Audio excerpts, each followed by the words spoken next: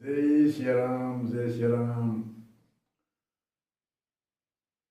हमारे ऋषि मुनियों के वेद से लेकर के, वेद हो चाहे शास्त्र हो, चाहे पुराण हो, चाहे कोई गीता हो, चाहे रामायण हो, चाहे कोई भी संत ऋषि मुनि का ग्रंथ है, चाहे वाणी हो, चाहे भजन हो, चाहे सवैया हो,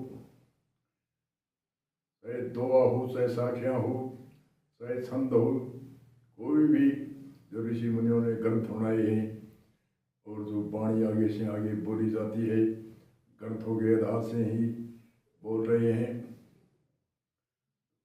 सब में तीन तरह का ज्ञान होता है, रोचक और भयानक। रोचक यानी भयानक यानी भयभीत की बातें। पहले उत्तम मध्यम कनिष्ठ कोई भी जिज्ञासु हो, उनको भयभीत की थोड़ी ज्ञान इतिहासों में दिखाए।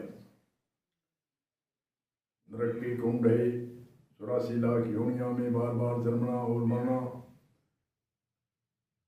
नरक के कई 21 कुंड, कोई 24, कोई 28 आदि, कोई जितने भी कुंड है उनमें दुख।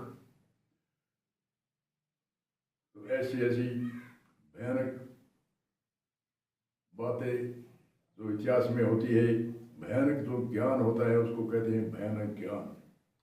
रोचक जैसे रुचि बढ़ाने के लिए कोई चिंता की बात नहीं।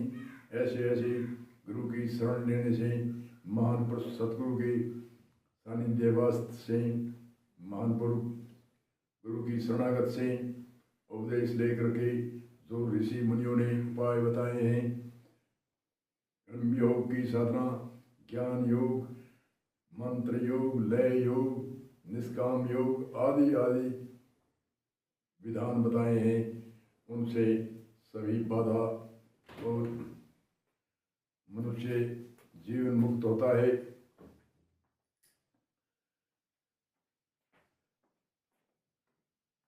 इसलिए हमारे ऋषि मुनि ने तीन तरह के ज्ञान की चर्चा करी, रोचक ज्ञान, भयानक ज्ञान और यथार्थ ज्ञान।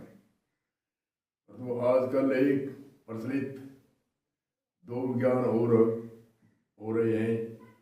जिज्ञासुओं के सत्संग सम्मेलन जहाँ होता है वहाँ, और कई कथावाचक है वो भी करते हैं, कई कई करते हैं।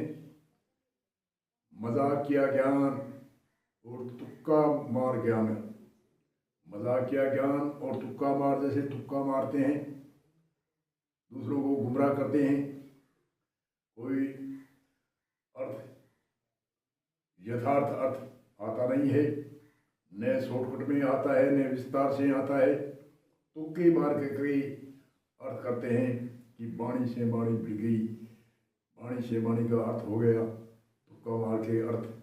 और दूसरा एक मजाकिया ज्ञान, जो कीर्तन आयोजन कोई भी देवी शक्तियों के कीर्तन करते हैं, जागरण लगाते हैं, उनमें ज़्यादातर उनकी स्टोरी नहीं कह करके उनमें मजाकिया ज्ञान की चर्चा करते हैं।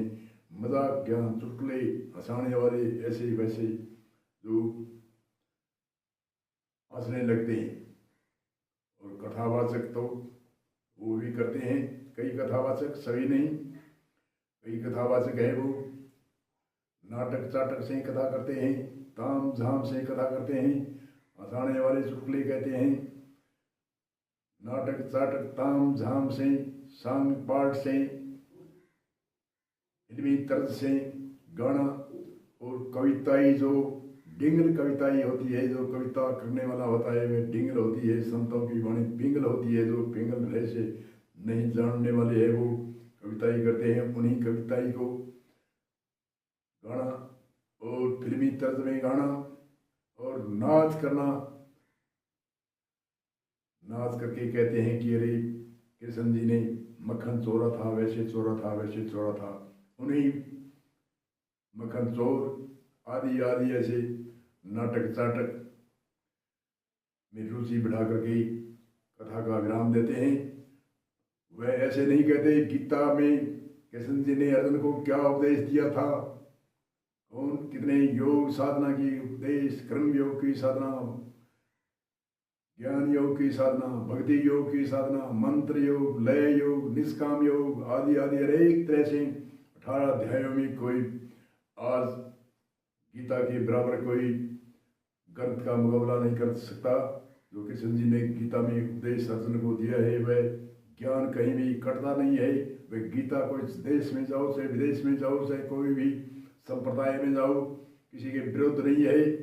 और अध्यात्म ज्ञान तत्व ज्ञान में गुण अर्थ और एक एक प्रश्नों का उत्तर श्लोकों में दिया हुआ है, उनकी चर्चा नहीं करते।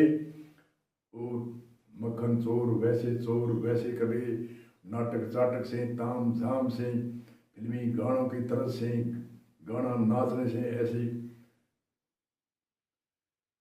कथावाचक भी ऐसे करते हैं कि सभी नहीं, परंतु जो यथार्थ ज्ञान पर बोलता है उसकी संख्या भी कम है सुनने वालों की, और वे कुछ सीधा साधा अर्थ करता है। इसलिए नाटक चाटक वाले के भीड़ों की भीड़ है, लाखों की भीड़ है। और जो कथावाचक सत्य कहता है, यथार्थ ज्ञान कहता है, उनकी विरोध के अंदर उनकी चेहरे चपाटे और वे जो मजाकिया ज्ञान तुक्कामार ज्ञान कहने वाले उनका विरोध करके उनसे आगे निकलना चाहते हैं। आगे ऐसे नहीं निकला जाता है, भक्ति से आगे निकला जाता है। प्रहलाद भक्त के एक भाई नहीं था, भाई तो दो और थे, उनका नाम क्यों नहीं? जिसने भक्ति के लिए यथार्थ भक्ति के लिए यथार्थ ज्ञान का अर्थ क्या होता है लक्ष्मण को अर्जुन राम बताते हैं।